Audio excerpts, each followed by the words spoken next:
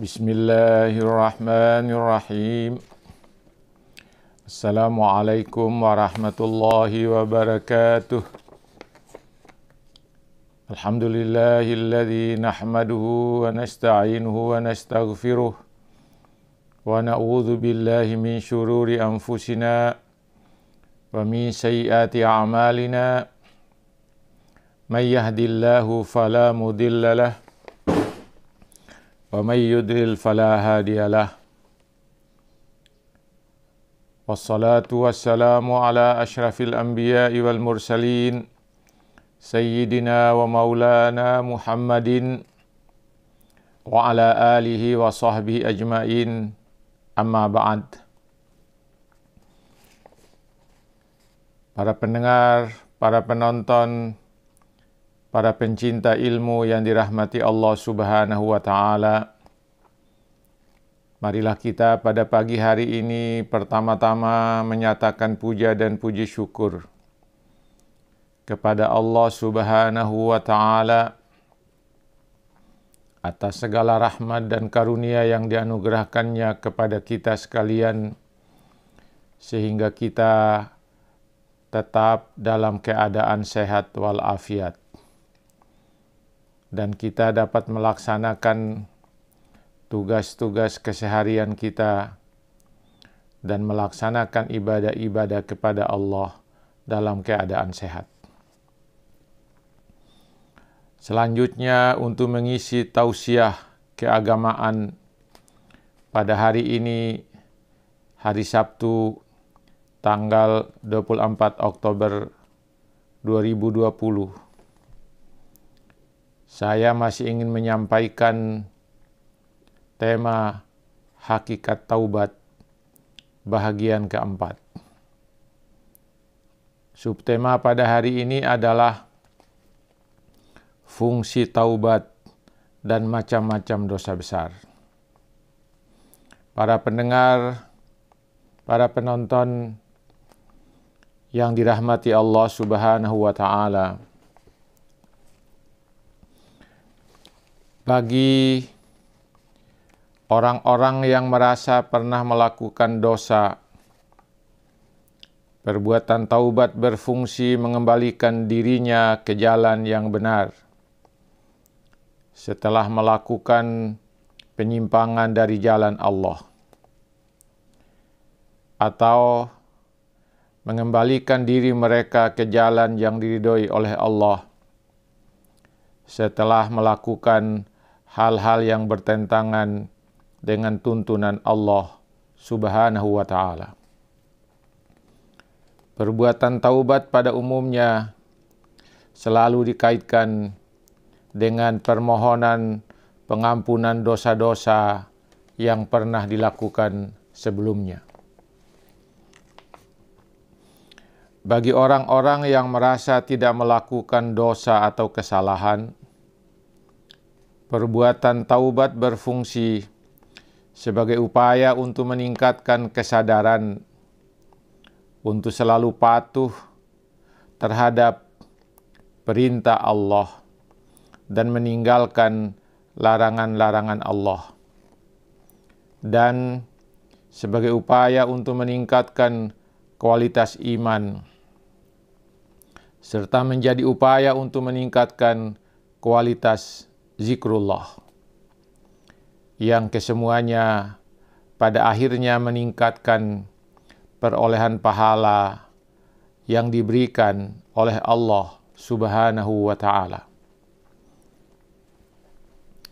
Taubat dalam hal ini adalah suatu perbuatan yang sangat terpuji, yang tidak hanya menjadi jalan untuk kembali ke jalan yang benar, tetapi juga menjadi sarana untuk peningkatan iman dan mendekatkan diri kepada Allah Subhanahu wa Ta'ala. Jadi, taubat itu pada dasarnya harus dilakukan kapan saja. Apakah kita merasa memiliki dosa atau tidak memiliki dosa? Apakah merasa menyimpang dari jalan yang benar ataupun tidak? Dan dalam keadaan apapun, perbuatan taubat harus senantiasa dilakukan. Para pendengar, para penonton, para pencinta ilmu yang dirahmati Allah Subhanahu wa Ta'ala, dosa-dosa yang harus dimintakan ampun kepada Allah itu adalah semua dosa, semua kejahatan, semua pelanggaran, semua kemaksiatan, dan semua kesalahan yang pernah dilakukan sebelumnya, baik yang dilakukan dengan sengaja maupun yang dilakukan tidak dengan sengaja, baik berkaitan dengan dosa besar maupun dosa kecil, baik dosa terhadap Allah karena melanggar hak-haknya maupun dosa terhadap sesama manusia karena melanggar hak-haknya. Di antara dosa besar yang disebutkan oleh Rasulullah di dalam hadisnya adalah, hadis ini berasal dari Anas bin Malik, dari Nabi Muhammadin sallallahu alaihi wasallam. Beliau bersabda, dosa besar yang paling besar adalah menyekutukan Allah Subhanahu wa Ta'ala dengan sesuatu, membunuh jiwa, kemudian berbuat dosa kepada kedua orang tua, kemudian berkata bohong atau menjadi saksi palsu. Hadis ini diriwayatkan oleh Imam Bukhari. Dalam hadis yang lain juga Rasulullah menyatakan, sesungguhnya di antara dosa besar yang paling besar adalah laknat, cacian, makian seseorang kepada kedua orang tuanya. Lalu pernyataan Rasulullah itu mendapat reaksi pertanyaan dari para sahabat atau salah seorang sahabat. Dia bertanya, "Ya Rasulullah, bagaimana bisa seseorang memaki, mencaci kedua orang tuanya?" Nabi menjawab, "Yasubbur rajulu abar rajul." Seseorang mencaci maki ayah dari orang lain. Fayasubbu abahu. Lalu anak dari seseorang itu memaki dan mencaci maki ayah dari orang yang mencaci dan memaki sebelumnya. Lalu orang itu juga memaki ibu dari orang yang pertama yang mencaci maki kedua orang tuanya. Hadis ini juga diriwayatkan oleh Imam Bukhari. Ada hadis lain lagi yang menarik, di mana Rasulullah sallallahu alaihi wasallam menyatakan, hindarkanlah dirimu dari 7 dosa besar yang berbahaya. Para sahabat bertanya, dosa apa saja gerangan ya Rasulullah? Nabi menjawab, asyirku billahi, menyekutukan Allah, wassihru, sihir, wa qatlun nafsil lati harramallahu illa bilhaq, membunuh jiwa yang diharamkan oleh Allah kecuali dengan cara yang benar. kecuali karena alasan yang benar. Wa aklur riba, memakan riba.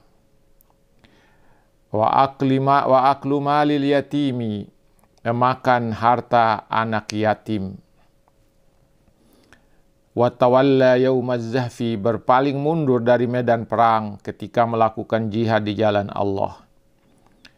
Wa qazful muhsanatil mu'minat, dan menuduh zina terhadap wanita-wanita terhormat. Hadis riwayat Bukhari.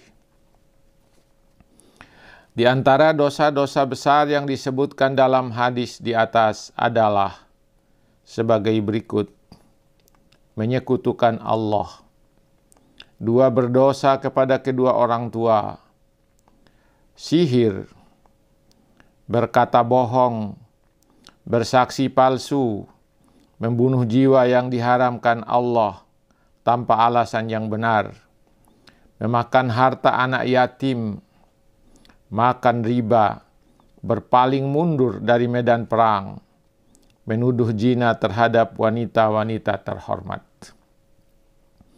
Ada juga hadis lain yang menyatakan bahwa zina adalah salah satu bentuk dosa besar. Ada sejumlah dosa besar lainnya yang disebutkan dalam hadis Rasulullah. Dosa-dosa yang mungkin dapat dilakukan oleh manusia cukup banyak jumlahnya, para pendengar, para penonton.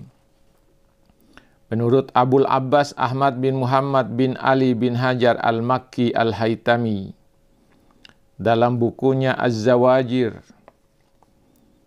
dia menyebutkan ada 466 dosa yang mungkin dapat dilakukan oleh seseorang, mulai dari menyekutukan Allah Subhanahu wa Ta'ala hingga mengakui bahwa sesuatu adalah miliknya, padahal sesuatu itu tidak diketahui secara pasti bahwa itu adalah miliknya. Imam Az-Zahabi dalam bukunya Al-Kabair, Galaksi Dosa, menyebutkan ada 70 dosa besar yang dilakukan oleh manusia, mulai dari menyentuhkan Allah hingga menghina sahabat-sahabat Nabi. Para pendengar, para penonton yang dirahmati Allah Subhanahu wa Ta'ala, inilah yang bisa saya sampaikan pada kesempatan ini. Semoga ini ada manfaatnya bagi kita sekalian, mengingatkan kita dosa-dosa besar dan mengingatkan kita untuk menghindarinya. Semoga ada manfaatnya. Sekian, lebih dan kurangnya mohon dimaafkan. Billahi taufiq wal hidayah. Wassalamualaikum warahmatullahi wabarakatuh.